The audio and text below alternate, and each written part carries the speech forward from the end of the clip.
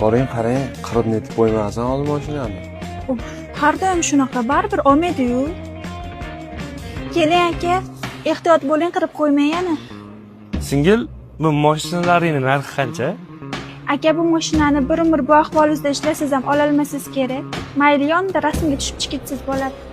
Siz meni tushunmadingiz shekilli. Boshlig'ingiz xonasi qayerda? Ana tepada, lekin boshlig'imiz vaqtlari yo'q. Sizda qancha odamni nechtasi ketib ketadi? To'xtang, qayerga ketyapsiz? Mana aka, tabriklayman. Salonimizdagi hamma qimmat mashinalar sotib oldingiz. Shuncha mashinani nima qilasiz? O'zimga o'xshagan nogironlarga bepulga tarqataman. Dunyoda sizdaqa insonlar ko'paysin. Aka, uzr, salonimizga yana kelib turing. Singlim, odamlarning tashqi ko'rinishiga qarab baho bermang.